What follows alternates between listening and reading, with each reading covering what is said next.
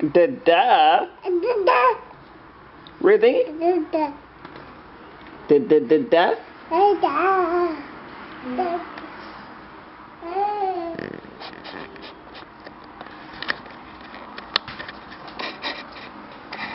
Micah, da-da-da?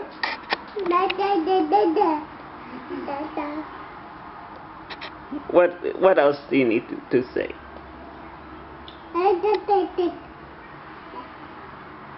Really? Da-da-da-da?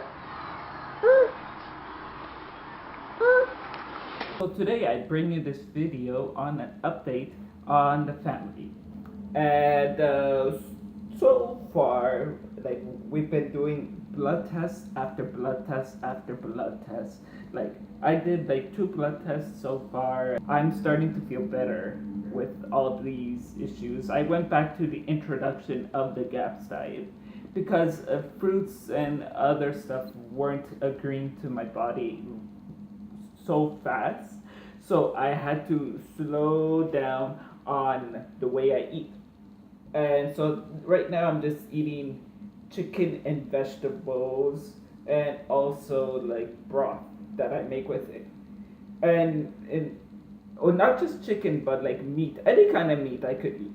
It's honestly right now money's kind of tight, but it's getting kind of boring eating chicken like day after day. So today I bought like veal, so I'm gonna make eventually veal, and we're cooking chicken broth right now. It's kind of disgusting because we bought the chicken from the IGA store. That's my son, Micah, playing with his toys. Anyway, we bought the chicken from the IGA store, and the grease went up in the broth. It's kind of disgusting, don't you think? Anyway, back to the story. Micah has a syndrome called digeorge, which I will explain right now. The name digeorge syndrome isn't the most descriptive name, which is why it's also often referred to as 22q11.2 deletion syndrome, which is actually pretty descriptive, and describes a condition in which a small portion of chromosome 22 is deleted, which causes a bunch of developmental abnormalities and complications. Alright, so our chromosomes are composed of genes, right? Which are essentially instructions for everything from development to day-to-day survival. And these genes are spread out across 23 pairs of chromosomes. 22q11.2 is like an address, so 22 stands for chromosome 22, with Q designating the long arm of the chromosome, and then it's on region 1, band 1, and subband 2.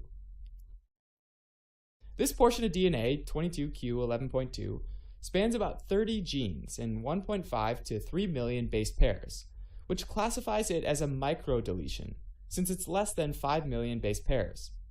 Even though this region is relatively small, it encodes for some really important genes, one of which is the TBX1 gene, which is thought to play a big role in the disease. The TBX1 gene is involved in normal development of the pharyngeal pouches, specifically pouch 3 and 4, which are fetal structures that develop into parts of the head and the neck. The third pharyngeal pouch goes on to develop into the thymus and the inferior parathyroid gland. The fourth pouch goes on to develop into the superior parathyroid gland. So with a 22q11.2 deletion and therefore no TBX gene, the thymus and parathyroid gland both end up underdeveloped, called hypoplasia. T lymphocytes, or T cells, are immune cells that are super important for the adaptive immune response, and are produced in the bone marrow but mature in the thymus. If someone has thymic hypoplasia and thymic dysfunction, the T cells don't mature, and so these people often have a deficiency in mature T cells. It turns out, though, that most people with digeorge syndrome have mild to moderate thymic dysfunction, called partial digeorge syndrome, which means that the immunodeficiency isn't life-threatening. Complete digeorge syndrome, though, where thymic dysfunction is severe, can be fatal within the first year of life due to a severely compromised immune system. Now, let's talk about the parathyroid glands, the other major organ that's affected in digeorge syndrome. The parathyroid gland secretes parathyroid hormone, which helps increase the level of calcium ions in the blood. Parathyroid hypoplasia leads to low levels of parathyroid hormone, which causes low levels of calcium ions in the blood, called hypocalcemia. In addition to affecting the thymus and parathyroid glands and causing hypoplasia, the 22q11.2 region encodes genes that can also affect other organs and tissues. Individuals with 22q11.2 deletion syndrome commonly have congenital heart defects, in particular truncus arteriosus and tetralogy of Fallot, as well as facial abnormalities like a cleft palate and a characteristic facies, which means that they have features that might be normal individually, like a long face, small teeth, or a broad nose, but taken together, these and many other features become the characteristic facies of digeorge syndrome. Patients might have other characteristic physical findings, as well as higher rates of behavioral and mental health conditions like schizophrenia. Diagnosis of digeorge syndrome can be difficult, but genetic testing can be done if digeorge syndrome is suspected, and certain blood tests looking at T cell numbers and function, calcium and parathyroid hormone can also be helpful. Because the syndrome is due to a genetic deletion, there's no known cure, though many of the symptoms can be treated or managed. For example, infections due to underlying immunodeficiency might be treated with antibiotics, and hypocalcemia can be managed with vitamin D and calcium supplements. Surgery might be required for more severe cases, though, like a thymus transplant for complete digeorge syndrome, or heart surgery for children with congenital heart defects. Alright, as a quick recap, digeorge syndrome, or 22q11.2 deletion syndrome, is a genetic condition where the q11.2 portion of DNA on chromosome 22 is deleted, which can cause developmental issues like thymic and parathyroid hypoplasia, congenital heart defects, facial abnormalities, mental health conditions, and others. Thanks for watching. You can help support us by donating. I'll put the link below of where I got that video from. Well, that's a little video of explaining what digeorge is. And we were actually excited to hear the news because we've been waiting 17 months for Micah to be diagnosed. And now that Micah is diagnosed, we could send out the government papers and then they could give us money for what he's suffering with.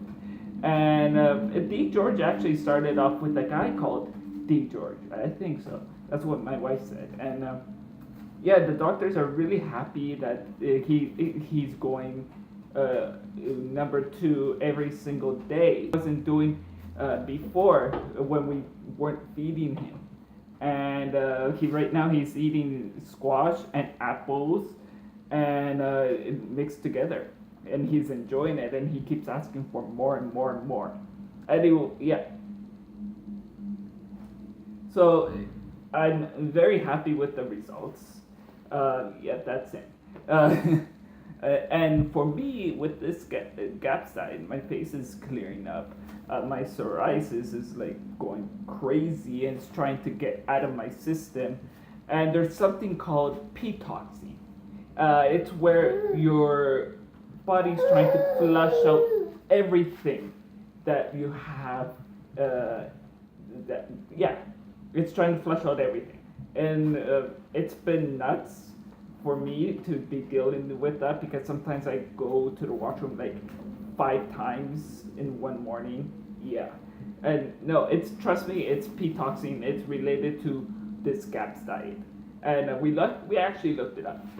And if you want to learn more about the digeorge syndrome, please comment. Please, don't be shy. Anyway, thank you for watching. Keep watching.